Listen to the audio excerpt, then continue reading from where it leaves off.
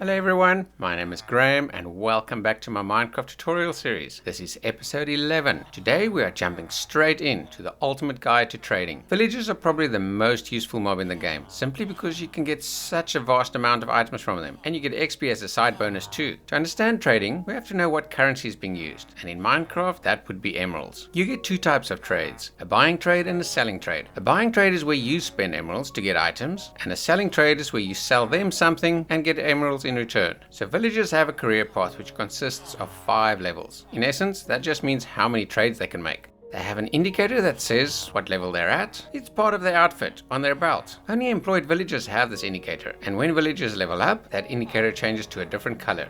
As you make trades with them, they gain experience as well, and by clicking on their trades, it will indicate what experience they'll gain if you had to make that trade. We'll get to this a bit later in the video. So, a level 1 villager, called a novice, has a stone badge on its belt, and it only has 2 trades available. This is regardless of the village profession. As you keep trading with them, they'll eventually reach level 2, which is known as the apprentice. An apprentice has an iron badge on its belt. As soon as they reach this level, 2 more trades will be added to their list, giving them a total of 4 trades. 1 level up, and they reach level 3, known as the journeyman. This level is indicated by a gold badge. Depending on the profession, they gain 1 or 2 trades, bringing the total up to 5 or 6 trades. Moving up to the 4th level, which is known as expert. This time the belt indicator is an emerald badge. They'll gain 1 or 2 more trades, depending on the profession, which brings the total trades up to 7 or 8. And then finally, we have the master level. This is the highest rank they can achieve, and is indicated by a diamond badge. Another 1 or 2 trades would be added. This would give them a total of 9 or 10 trades in total. It is important to note that every level adds better items to their trades. At expert and master level, you'll gain access to some of the most valuable trades in the game, such as diamond tools or armor, enchanted books with high level enchantments, and rare resources like ender pearls. It is also worth noting that once a villager's experience bar is full, you have to exit the trading interface before they will level up. When you do that, you should see pink particles appear around the villager. Another nice thing about trades is that there are certain items which are exclusive, items you can only get by trading. For example, the cartographer has a glow banner pattern and 3 explorer maps, and you can't get those anywhere else in the game. So what type of trades will the villagers have? Well, that is dependent on their profession. A profession is simply a type of job, and there are a total of 13 professions. So let's take a closer look. I spent ages setting this up. That's because everything I do in this tutorial series, I do in survival, without switching to creative mode. I've laid out all 13 professions, and I managed to wrangle together a villager for every single one. Do note, the villagers will look slightly different in other biome villages. So, let's start at the end here. This guy, he looks totally different to all the others. He's got a green coat at the top. He's called a nitwit. Unfortunately, he's totally unemployable, so doesn't do anything. That's just village life, I guess. You get another villager who has a brown coat on the top, and he's an unemployed villager. Once you give them a workstation, they'll choose their appropriate profession, and then change their outfit to look like one of these guys. It is important to note that if you let them choose a profession, but you haven't traded with them yet, then if you remove their workstation, they will revert to being unemployed.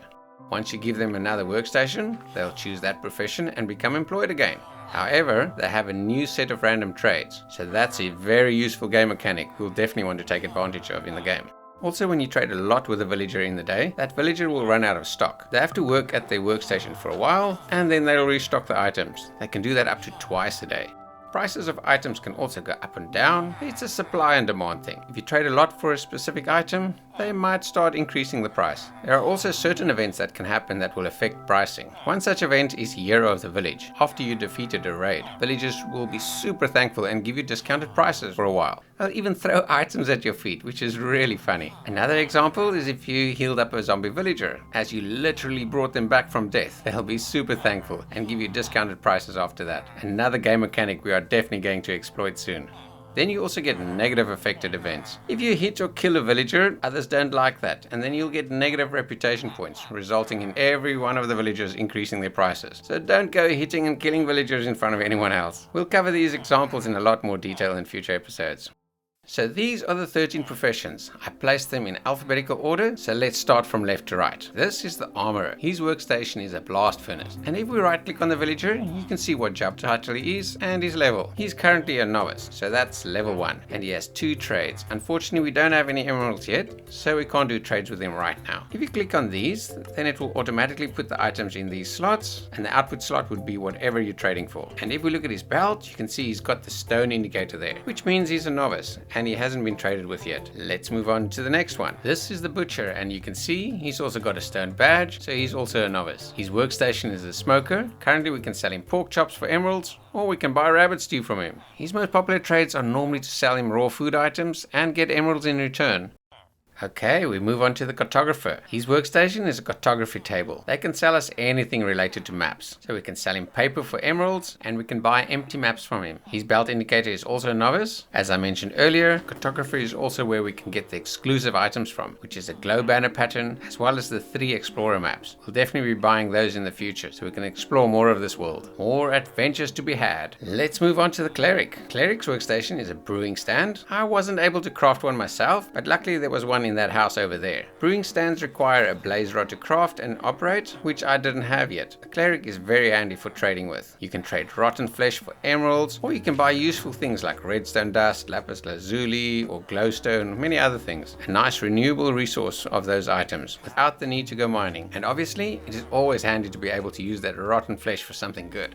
Next up, we have the farmer. Farmer's workstation is a composter, and farmers are very useful, not just for trading. They actually do farming in the village and feed other villagers, so they are willing to breed. Farmers buy all kinds of crops for emeralds, so we can sell him some of our crops we've already started harvesting in our base. A very popular item farmers will sell you is golden carrots, probably the best food in Minecraft.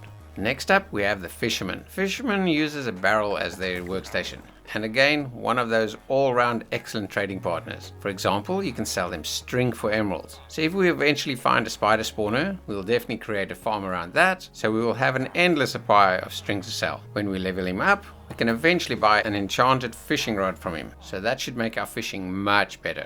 I haven't covered fishing yet, but I will do that really soon. It's my favorite pastime in the game. Then we have the Fletcher. A Fletcher's workstation is a fletching table. Popular things you can get from them are arrows, and it is super handy that you can sell sticks to them. So if you have a bamboo farm, which will give you tons of sticks, so that would be an excellent way to get loads of emeralds. If we level him up, we can eventually buy an enchanted bow from him as well. At the moment, we only have the most basic bow, so again, this is something we will definitely try and do in the future. Then we have the leather worker. His workstation is a cauldron, and super useful items from this guy are colorful clothing, yes, but you also get saddles. It's really hard to find saddles, and without those, we can't ride many of the animals like horses and such. So this would be a great source for saddles. Then we have the famous librarian. This villager is super popular in the Minecraft world, and their workstation is a lectern. Their most famous trade is enchanted books. This is a fantastic way to get most enchantments that you can then apply to your armor, tools, and weapons. Another popular thing that a librarian will sell you are glass, name tags, and bookshelves. Name tags are again one of those very hard to come by items, so being able to buy them from a librarian is very convenient. Then we move on to a mason. A mason's workstation is a stone cutter, and the mason, as you can expect, can sell you all kinds of building blocks. They are also willing to buy the most common block in the game from you, stone. So we'll definitely be selling loads of stone to this guy. Other popular trades of a mason are to get some terracotta, glazed terracotta, and quartz from them. Then we have the shepherd. And the shepherd's workstation is a loom. Shepherds love to buy wool. An excellent reason to build a large sheep farm so we can have an endless supply of emeralds in return. Another popular trade of a shepherd is to buy paintings from them. Something we'll want to buy for sure, so we can decorate all the houses in the village and in our base, of course. Then we have the toolsmith. The toolsmith's workstation is a smithing table. And as you guessed it, you can get loads and loads of tools from this guy. Initially it starts off with some stone tools, then some enchanted iron ones, and eventually you get some enchanted diamond tools. So this is a very nice way to get your hands on diamond tools without the hard labor of having to mine for diamonds first. And then lastly, we get the weaponsmith. The weaponsmith's workstation is a grindstone, and as you guessed it, he sells weapons. Similar to the toolsmith, he starts off selling basic iron weapons, then some enchanted iron weapons, and eventually enchanted diamond weapons. His master trade is always some enchanted diamond sword. Then there's another villager that's not in this list, and that is a special one called a wandering trader. He spawns randomly in the overworld near the player. When they do spawn in, they'll hang around for 2 full Minecraft days and then despawn. Wandering traders don't use a workstation, but do have 6 random buying trades. You can't sell anything to a wandering trader, unfortunately. One of the many things that makes a wandering trader special is that he spawns in with 2 llamas, and the llamas are pulled around on leads, so that's a nice source of getting early game leads as well. As soon as we come across a wandering trader, I'll cover him in a lot more detail. Alright, that is the introduction of all the villagers and all their professions. So let's see if we can trade with some of them. Let's try and get some rotten flesh, some iron, and we can convert this into paper. We'll take some sticks as well. So let's try this out.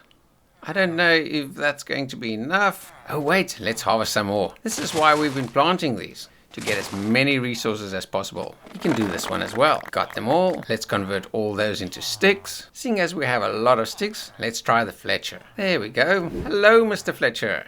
Let's see, 32 sticks. Yes, we can do that one. So all you have to do is click on the trade, and then you can see it indicates how much extra experience he's going to get if we make that trade with him. Click on that one. You can see we can't make that trade yet. Let's click on this one first, and we made one trade. Now you can see it moved up. Here we go. We've unlocked something new. And if you eventually get to the end, you can exit the user interface, and then you'll see some pink particles appear around him. So let's make another trade. If we click on that, you can see it will give him that extra experience. And there we go. We've upgraded him. He's almost at the next level. And if we look at the arrow trade, we can spend 1 emerald and we can buy 16 arrows. We are low on arrows, so why don't we do that as well? And you can see he doesn't get much experience, but he gets a little bit more. So we have 1 emerald left, and as you can see, he's still at the novice level. He hasn't upgraded yet. As we have some wheat, let's have a look at the farmer. There we go. We can sell 20 wheat to the farmer and he'll get that much experience. Let's do it. Thank you. And we have enough wheat for another trade, so we'll do that as well. There we go. Unfortunately, we can't sell him anymore. You heard that little chime? That was the experience we gained from trading with him. We have loads of rotten flesh, so let's go try the cleric. We can manually put the rotten flesh in there. We can just click on one of these. We can do 2 trades, and we have a little bit more for another one. Nice. Okay, we'll have to kill some more zombies. This is fun. Let's go see the cartographer about some paper trades. We just got enough. There we go. Some paper, and we got another trade. So we're up to 7 emeralds. Let's go visit the armorer. How's our armor doing? No, our armor is still fine. What we probably would like to do is eventually level him up. So we'll have to trade quite a lot to let him get to the enchanted gear. I see that our axe is running low, so what we could probably do is spend some emeralds on buying ourselves a new iron axe. Fantastic, 3 emeralds, perfect. And we can sell him some of our coal as well. He'll gain quite a lot of experience. Let's do this. I think we have enough. Oh, that's so close. Do we have any more? No, we don't have any more. We'll have to go get some more coal so we can trade with him a little bit more. Let's go find some more coal. I'll be right back. And then when we come back, then we can trade with him so we can see what... Oh, look at that. There you go. Because we traded with him, he likes us and he gave us a discount. Now we can buy an iron axe for 1 emerald, which is an absolute bargain. This is really great. Actually, let's do that. We'll buy another one. And now he's got a full experience bar. So if we exit, you'll see some pink particles appear. And if you now look at his indicator, there, he's moved up 1 level. He's now an apprentice. And he has 2 new trades unlocked. So we can spend our iron and buy some emeralds. I don't know if that's a good deal, but if we had an iron farm, sure. But maybe not right now. I see 34 emeralds to buy a village bell. A bit on the expensive side for us now. Now, if we want to keep doing these trades, this is where it becomes really important to do all your farming and get loads of resources, because then you can start trading with all of these guys. Oh, look, there's some experience we haven't picked up yet. And as we do trading with them, you'll see our experience increase here at the bottom as well. Super useful for when we want to do enchanting. Last thing is, if we break this now, he's going to be able to run out. So I want to prevent him from running away. So we'll just place a block on the top. So now if I go and break the lectern, you'll see he doesn't look like a librarian anymore. Now he's unemployed. So if we right click on him, you can see he can't talk with us anymore. And now if we place the lectern back, he's chosen his profession again. And if we right click on him now, you can see he's got different trades. Now he can sell us some bookshelves and he can sell us some paper for emeralds.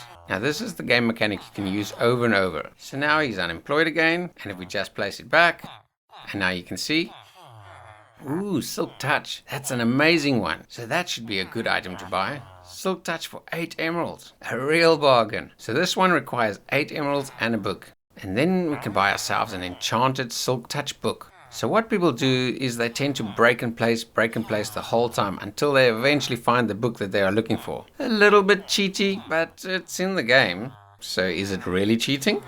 I'll let you decide. We will be careful and just take this away. Alright, so that is trading. We've covered a lot of information. I hope you enjoyed this episode and learned something new. And if you did, please like and consider subscribing. It really means a lot to a brand new channel like mine. Also, leave a comment and let me know what is your favorite villager and favorite trade. Oh, I'll have to think about mine. There are so many good ones. Thanks again for watching. I hope to see you in the next episode where we will continue trading with them and maybe build ourselves a nice trading wall. We should see if we can get fully enchanted gear, tools and weapons. I think that's a good goal and should help our survival in this world a lot. I sure have a lot of farming to do between now and then. Hopefully we are lucky and a wandering trader spawns in too, then I can cover him in more detail as well. Alright, that's it for this episode. I'll see you in the next one. Bye for now.